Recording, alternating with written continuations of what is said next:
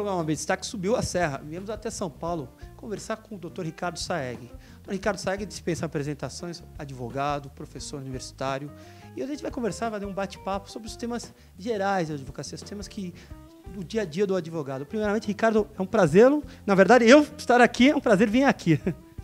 Sérgio, o prazer é todo meu. É sempre bom estar perto dos meus amigos, dos meus irmãos e irmãs lá da Ordem dos Advogados do Brasil de Santos. Eu devo muito para a Advocacia Santista. São muitas amizades, muito prestígio. Eu quero, enfim, deixar muito claro a minha aliança eterna com cada um de vocês. Ricardo, a gente veio aqui para conversar sobre temas que, na verdade, estão no dia a dia do advogado, atrapalham o advogado. Então, primeiramente, eu gostaria de falar daquela questão dos direitos sociais, elevando o CPC que trouxe aí tantos artigos que nós advogados vão ter que coercitivamente aprender, né? Entre eles, o que interessa para o advogado, além dos honorários, é a questão dos direitos sociais dele. Dá uma discussada para a gente sobre isso. Serginho, é muito importante que o advogado entenda e a advogada que nós somos categoria econômica laboral e, nessa medida, nós temos direitos sociais. O artigo 6º e 7º da Constituição, ele foi construído com fundamento em todo o exercício da advocacia na defesa dos trabalhadores. E a única categoria econômica que não se vale justamente do artigo 6º e 7º da Constituição são os advogados e as advogadas. Isso não tem o mínimo sentido. O CPC ele trouxe avanços no sentido de que os prazos agora correm, né, nos dias úteis, de que as férias estão fixadas do dia 20 de dezembro ao dia 20 de janeiro, de modo que as famílias podem fazer o seu planejamento, enfim, as coisas podem acontecer com naturalidade, mas isso tem que ser estendido para todas as jurisdições. O CPC falhou, o legislador falhou feio, prejudicou os advogados na medida em que não se dignou a colocar uma norma onde isso fosse estendido. E hoje todo mundo sabe que se aplica subsidiariamente a todo e qualquer processo o Código de Processo Civil. Então, por que não ter aplicado essas normas que avançam na qualidade de vida desses profissionais do direito, né, tão honrados, tão importantes para a cidadania, que são os advogados e as advogadas, no que tange a ter um fim de semana sem prazo correndo e ter as suas férias previamente fixadas no âmbito penal, no âmbito trabalhista, no âmbito administrativo, enfim, em toda e qualquer jurisdição, judicial ou até mesmo administrativa. Isso tem que acontecer. E ainda o CPC foi muito tímido. Ele foi tímido porque ele tinha que reconhecer a licença maternidade. Porque a mulher advogada, na fase neonatal da sua criança, dando de mamar de 2 em 2 horas, eu passei por isso, porque sou pai de 4, eu vi a minha esposa por 4 vezes acontecer a mesma coisa, dando de mamar de 2 em 2 horas, não tem como tocar os seus prazos, não tem como exercer adequadamente sua advocacia, e essa pessoa precisa ser protegida. A pessoa precisa ser protegida. É simples assim. Como é que ela vai tocar o caso? Ah, mas tem colegas de escritório. Mas todo e qualquer advogado militante sabe que não adianta. Aquele caso que a gente toca é o caso que a gente toca. É um advogado, ainda que hajam 100 advogados da procuração, que comanda cada um dos casos que estão nas bancas de advocacia. De modo que a mulher ela tem que ser protegida, ela tem dupla jornada, principalmente na fase neonatal. E não é nem só para o bem dela, é principalmente para o bem das crianças, dos filhos da advocacia. Nós temos que proteger nossas crianças. E nessa medida também a licença paternidade. Eu sou pai de 4, infelizmente, nos meus 2 primeiros filhos eu fui na maternidade, acompanhei o nascimento, mas tive que sair rapidamente, porque eu tinha que atender o cliente. Eu não me lembro de quem eu fui atender, eu me lembro que eu não estava lá, isso não me fez bem. Eu tinha que estar com a minha família, meus prazos tinham que ser suspensos, eu tinha que ter o conforto e a segurança necessária para conviver com a minha família na forma do que está estabelecido no artigo 7º da Constituição Federal. Por que a Constituição Federal se aplica a todas as pessoas e não se aplica às advogadas e aos advogados, justamente às mães e aos pais de família? Tem que acabar de uma vez por todas. Nós não somos uma categoria de picaretas, de desonestos, de estelionatários. Nós somos uma categoria de mulheres e homens de bem, de pais e mães de família, de gente decente, de gente honesta, de gente trabalhadora, de gente que avança na institucionalização, não é? Na consolidação definitiva da democracia desse país. Nós somos fundamentais, temos que ser respeitados. Sem deixar de que o legislador deixe um hiato importante no CPC. E ele esquece que o advogado, a prestação jurisdicional precisa do advogado para se complementar. Então é um hiato assim considerável. Pois é, entendeu? Não adianta. A vacácio do CDC é lamentável, porque um ano só não é o suficiente para a advocacia se preparar para poder enfrentar as novas regras do processo.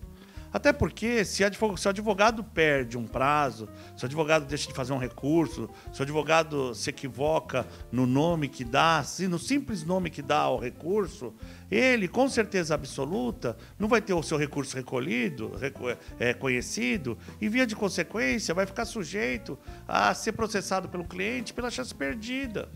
Isso é muito ruim, sabe? É muito ruim. Eu quero ver como é que os tribunais vão se comportar diante da necessidade do advogado se adaptar às próprias regras e fazer a sua interpretação autêntica. Porque a interpretação dos advogados é tão boa quanto a dos tribunais.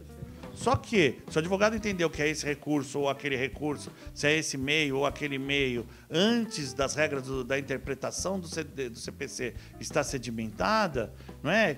Como que o tribunal pode simplesmente negar a jurisdição? E isso vai acontecer na prática. E aí você que está me assistindo, mulher advogada, advogado, vai ter problema, vai ficar sujeito, vai ser chamado de imperito, vai ser chamado de inepto, de negligente. Isso não pode acontecer. Nós precisamos nos proteger, nós precisamos nos unir, nós precisamos garantir que o CPC vai ser aplicado em favor da advocacia e não contra a advocacia. Não sou crítico do CPC, acho muito importante o que ocorra, como de fato ocorreu, a vigência desse novo código, que os avanços aconteçam, mas não para nos massacrar.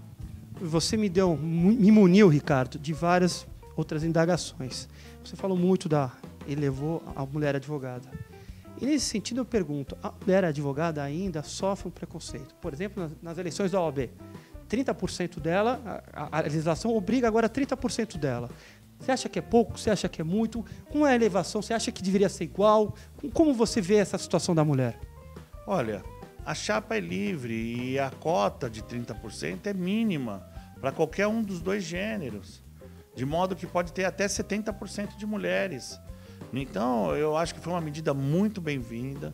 A mulher tem que se engajar, a mulher é mais autêntica, a mulher é mais verdadeira, a mulher é mais reflexiva, a mulher é mais prudente, faz parte da índole da própria natureza feminina. E é muito importante, porque isso dá o equilíbrio necessário para o avanço institucional e para a valorização da advocacia.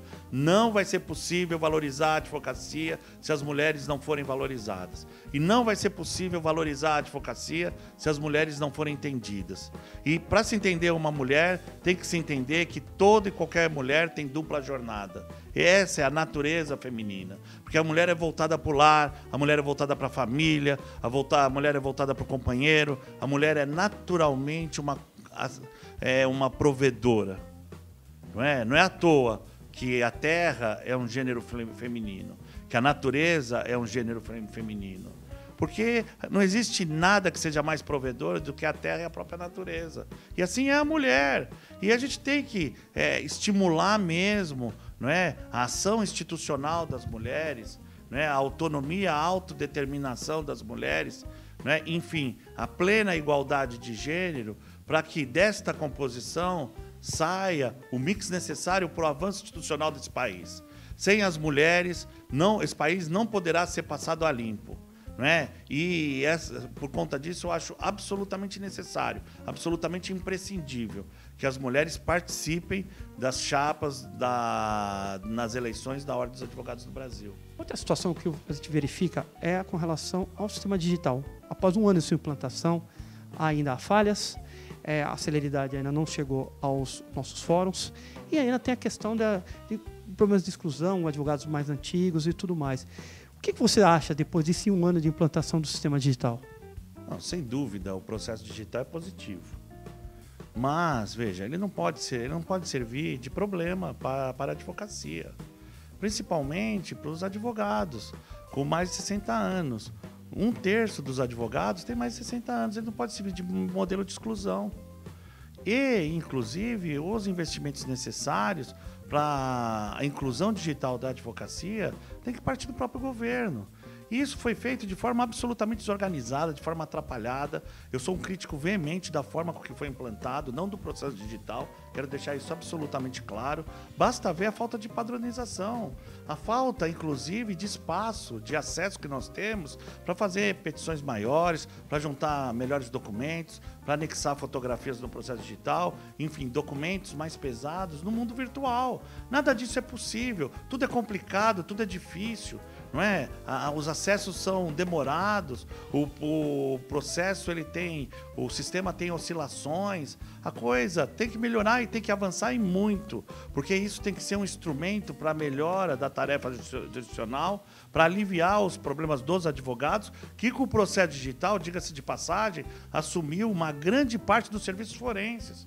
Os serviços forenses ficaram extremamente mais aliviados por conta da ação dos advogados. Só que os advogados ficam no recesso do seu escritório, fazendo o que os cartórios digitais deveriam estar realizando.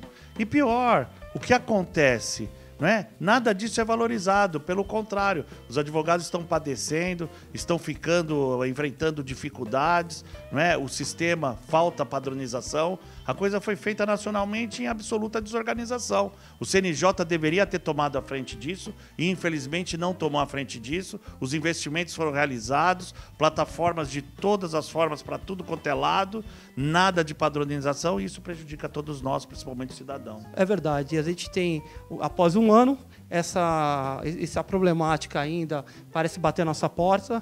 Não podemos excluir aí, nem não admitir o avanço que foi conseguido dentro do processo digital. Mas ainda há muita coisa a ser feita, né, Ricardo? Exatamente. Nós temos que evoluir, e evoluir muito. E evoluir num sentido. Qual sentido? O bem-estar do advogado, que é elemento essencial à administração da justiça. Nós estamos praticamente prestando todo o serviço digital, realizando pessoalmente todas as tarefas digitais, arcando com o ônus de eventuais tarefas digitais não serem bem realizadas, até mesmo para efeito de nitidez. Nós estamos arcando com tudo.